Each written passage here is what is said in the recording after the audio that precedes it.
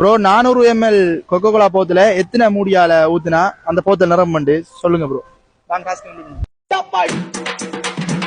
சரி ஃப்ரெண்ட்ஸ், நம்ம பெண்ணே போறோம்டா. இந்த போத்தல வைக்கிற சோடா எடுத்து இதுக்கு ஒரு மூடி அடுத்து ஊத்த போறோம். சரி வாங்க.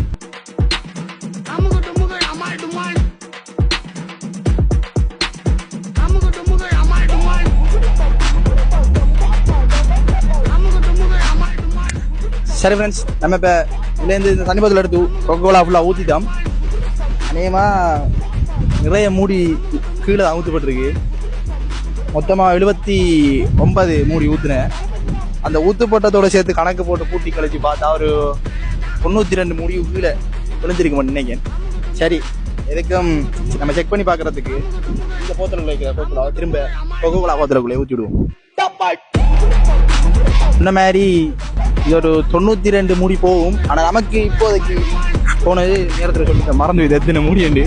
சரி, இந்த டாஸ்க் பிடிச்ச லைக் பண்ணுங்க. அடுத்த டாஸ்க் கீழே கவனிங்க. பாய்.